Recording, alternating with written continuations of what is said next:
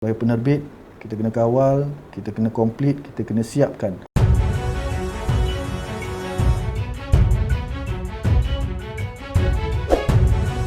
Okey, kita bercakap tentang tugas dan juga peranan penerbit. Yang pertamanya, sebagai penerbit ni kena ada tuju, matlamat, tujuan kena ada. So, sebagai seorang penerbit, bila masuk ke dunia penerbitan, sama ada filem atau drama, TV, program dan segala-galanya, apa dia punya tujuan sebenarnya? Adakah kerana dia betul-betul berminat? Mana-mana bisnes pun memang nak untung lah. Maksud saya, kena ada tujuan lah. Maksudnya, membuat keuntungan di samping menerbitkan beberapa program yang berbentuk ilmiah ataupun filem-filem yang lebih kepada kebudayaan, sejarah dan sebagainya. Mana hala tuju yang dia nak pergi sebenarnya? Itu kena setting daripada awal lah. Yang keduanya, penerbit kenalah buat perancangan. Semasa anda ingin apply sijil Finas, memang Finas pun minta perancangan daripada peringkat awal, pertengahan dan juga perancangan dalam masa panjang. Peranan yang ketiga pula, tugas anda adalah mendapatkan projek. So, sebagai seorang penerbit, anda bertanggungjawab untuk mendapatkan projek di jabatan-jabatan, di kementerian ataupun di badan-badan swasta, di stesen-stesen TV, di RTM dan juga TV-TV swasta. Projek-projek yang ada di Finas, memang tak ada orang lain untuk mendapatkan projek kita, memang kita kena pergi sendirilah ataupun tim. Dalam usaha mendapatkan projek pula, kita perlulah mendapatkan proposal. Kita kena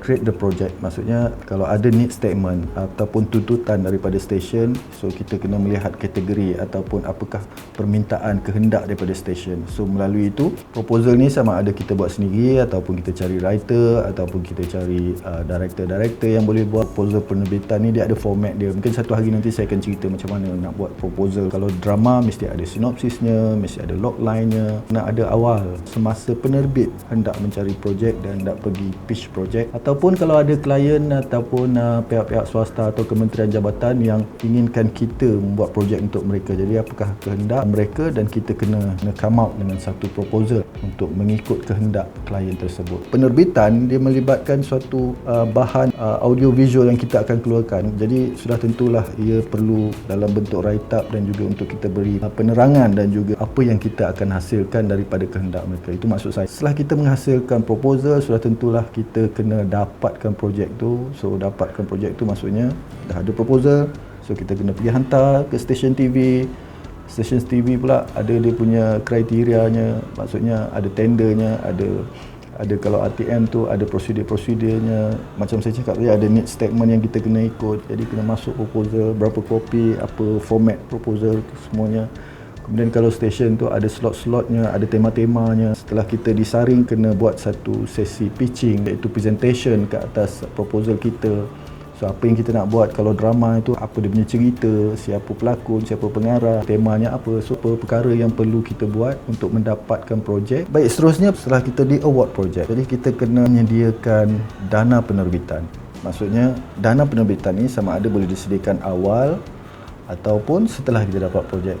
Tapi kebiasaannya memang setelah kita dapat projek, barulah kita mencari dana yang secukupnya untuk projek itu. Contohnya, satu drama episod, 1 jam, 13 episod. Jadi berapakah dana yang diperlukan? So, itu melibatkan ratusan ribu. Jadi di mana kita nak mencari projek, sama ada dana kita sendiri yang kita kumpul, yang kita ada, ataupun kita terpaksa berjumpa dengan pelabur-pelabur, funder-funder, dengan deal yang win-win situation atau yang dipersetujui. Kalau tak ada juga, kita terpaksa pergi bank untuk mendapatkan bantuan keuangan, pinjaman dan sebagainya. Baik, selepas itu penerbit juga haruslah melantik ketua-ketua HOD dalam produk. Dana dah ada, projek dah ada, kita kena cari tim, kita kena lantik HOD. Terawal yang kita kena lantik biasanya adalah pengarah. Selepas penulis tadilah, ada production manager untuk create beberapa pos jawatan lagi yang membantu tim production ini. Kita kena award, kita kena kontrakkan mereka atas projek, bersandarkan projek ini. Baik, selepas kita lantik beberapa HOD penting tadi, kita perlu merangka satu bajet. Kita dah ada dana, kita dah lantik beberapa orang yang penting, kita kena merangka satu bajet. Biasanya kalau bajet itu bergantung kepada besarnya production itu ataupun projek itu, berapa lama ia dihasilkan, involvementnya bagaimana, skalanya bagaimana, target ataupun pasarannya ke mana. Sebagai producer, kita kena merangka bajet yang sehingga ke pemasaran dan juga promosi sampai akhir, daripada awal sampai akhir. So, merangka bajet keseluruhan ini adalah penting supaya dana yang kita ada dapat dibelanjakan cukup untuk projek ini. Sebab kalau dana kita tak cukup, kita akan sangkut di tengah jalan dan penerbit memang akan menghadapi masalah. Fokus untuk projek ini sangat penting. Di samping itu pula, selepas kita merangka bajet-bajet itu, kita perlulah meluluskan setelah mendapat nasihat daripada HOD tadi dengan bajet yang kita ada. Jadi kita yang approve. Maksudnya kita orang yang terakhir yang mempersetujui setiap pembentangan bajet yang diberikan. Kita yang akan menguruskan mengeluarkan dana awal. Sebab dia ada dalam production ni, dia ada term-term dia. Kalau filem pun ada term dia, drama, TV program pun ada term-term dia. Sebelum turun ke lokasi pun dah banyak kita keluarkan modal dulu. Kalau penerbit tak keluar bajet awal, memang kerja takkan jalan.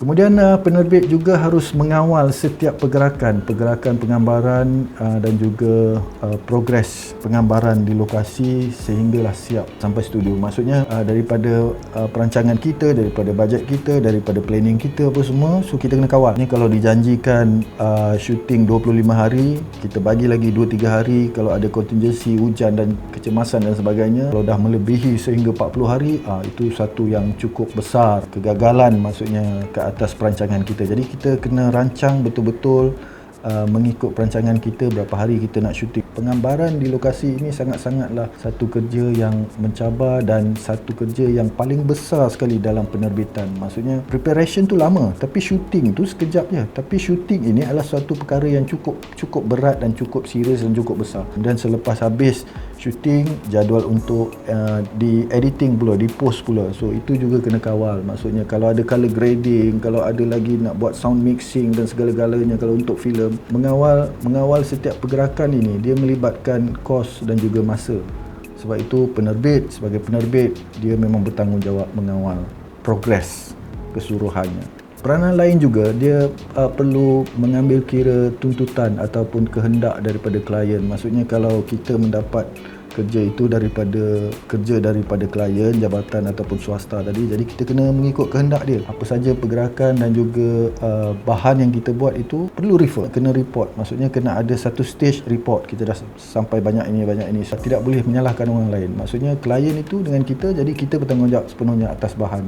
Kalau filem juga kita kena ikut. Maksudnya kalau ada LPF punya larangan dan juga segala-galanya, kita kena ikut. Maksudnya kalau siap juga filem itu, kita kena hantar ke LPF, apa yang boleh, apa yang tak boleh, kena dapat kelulusan, kemudian berapa panggung nak kena bayar. LPF ada Cert A dan Cert B, so itu sebelum tayangan. So ada beberapa prosedur lagi. Stesen TV pula kadang-kadang ada, dia nak sedikit behind the scene ataupun bahagian teaser untuk trailer, untuk buat trailer, untuk promosi. So itu kita kena sediakan bahan-bahan itu. So itu adalah tuntutan klien yang saya maksudkan. Antara lain peranan dan juga tugas penerbit, dia haruslah mengikut waktu yang telah diberikan.